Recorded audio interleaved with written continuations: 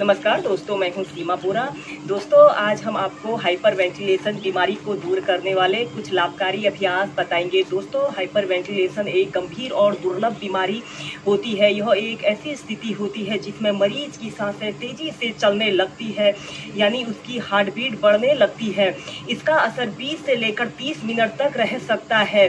दोस्तों, यह समस्या डर, भय और घबराहट के कारण उत्पन्न होती है और कुछ में यह समस्या भावनात्मक विकार जैसे मानसिक तनाव, चिंता, अवसाद और क्रोध के कारण इस हाइपर वेंटिलेशन की समस्या उत्पन्न हो जाती है। दोस्तों, हाइपर वेंटिलेशन की समस्या को दूर करने के लिए सबसे पहला अभ्यास हम करेंगे मत्स्यासन। इसे करने के लिए आपने सबसे पहले ऐसे पीठ के बल सीधे लेट जाना है। ऐसे पीठ के बल सीधे लेट जाते हैं और फिर इसके बाद आपने अपने दोनों हाथों को ऐसे अपने हिप्स के नीचे से ऐसे रख लेना है।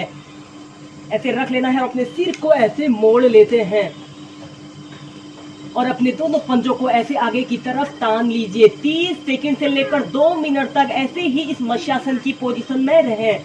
इस मत्स्यासन को करने से हमारे श्वसन संबंधी जो भी विकार होते हैं वह विकार दूर होते हैं। ऐसे ही इस अभ्यास को आप 2 मिनट तक नियमित प्रैक्टिस कीजिए। दोस्तों, यह हाइपर वेंटिलेशन की समस्या का मुख्य कारण चिंता, तनाव, घबराहट और क्रोध का होना होता है। आप इस मत्स्यासन को करने से इन समस्याओं से भी निजात पा सकते हैं। फिर इसके बाद धीरे धीरे अपने सिर को सीधा करते हैं और अपने दोनों हाथों को ऐसे बाहर को कर लेते हैं। दोस्तों, इस हाइपर वेंटिलेशन की समस्या को दूर करने के लिए हम करेंगे सुप्त वज्रासना। इसे करने के लिए आपने सबसे पहले ऐसे स्टाफ पोज में ऐसे बैठ जाना है। फिर आपने अपने राइट लेग को ऐसे नीज से ऐसे मोड़ लेते हैं। लेफ्ट पैर को भी ऐसे नीज से ऐसे मोड़ लेना है। ऐसे वज्रासना की पोजीशन पर आपने बैठ जाना है। फिर आपने धीरे धीरे ऐसे पीछे की तरफ ऐसे लेट जाते हैं। पीछे को ऐसे लेट जाना है और अपने दोनों हाथों को अपने नाभि केंद्र के पास ऐसे रख लीजिए। ऐसे ही इसे आप 30 सेकंड से लेकर 2 मिनट तक इस सुप्त वज्रासना की पोजीशन में रहें। अपने दोनों हाथों को ऐसे अपने सिर के पास ऐसे ले जाइए। Normal breathing. अपने दोनों आंखों को सहजता से बंद करते हुए अपना समस्त ध्यान अपने भूमध्य क्षेत्र पर केंद्रित कीजिए और हर आती और जाती श्वास पर आपने अपने ध्यान को केंद्रित करना है। इस सुप्त वज्रासना को करने से इस समस्या से निजात पाया जा सकता है। दोस्तों, इस सुप्त वज्रासना को करने से हमारे डाइजेशन इम्प्रूव होता है और डाइजेशन से संबंधित समस्त विकार दूर होते हैं और यह अभ्यास मानसिक तनाव, चिंता, अवसाद जैसे समस्त विकारों को दूर करने के लिए बहुत ही अच्छा और सरल अभ्यास है। Normal breathing. पहले आप 2 मिनट, फिर जितनी देर इसे मेंटेन करके रख सकते हैं उतनी देर मेंटेन करके रखें। या फिर आप अपने सिर को ऐसे फोल्ड भी कर सकते हैं। ऐसे मोड़ लीजिए। अपने सिर को ऐसे मोड़ लेते हैं और अपने दोनों हाथों को अपने नाभि केंद्र के पास ऐसे रख लेते हैं। फिर धीरे धीरे ऐसे प्राइमरी स्टेज में आ जाते हैं। अपने दोनों पैरों को ऐसे सीधे कर लेते हैं।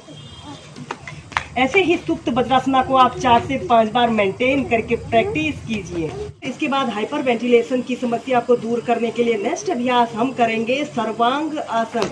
इसे करने के लिए आपने ऐसे ही पीठ के बल सीधे लेट जाना है। फिर आपने अपने दोनों पैरों को ऐसे 90 डिग्री के एंगल में उठाना है और फिर धीरे धीरे अपने शरीर को ऐसे ऊपर को उठा लेते हैं और अपने दोनों हाथों को ऐसे अपने कमर के पास ऐसे रख लेते हैं। अपने शरीर का समस्त भार आपने अपने कंधों पर ऐसे रखना है।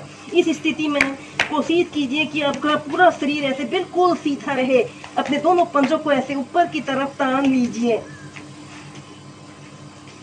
Normal breathing. ऐसे ही सर्वांग आसन को आप 30 सेकंड से लेकर 2 मिनट तक प्रैक्टिस कीजिए। दोस्तों, अगेन यह इन्वर्टेड पोस्चर है, विपरीत करनी है। इसे करते समय हमारे शरीर में ब्लड सर्कुलेशन हमारे लेग से हमारे ब्रेन की तरफ आ रहा है, जिससे कि हमारे पूरे शरीर में ब्लड सर्कुलेशन काफ़ी दुरुस्त रहता है और यह हाइपर वेंटिलेशन जैसी समस्या को दूर करने के लिए बहुत ही अच्छा अभ्यास होता है। Normal breathing.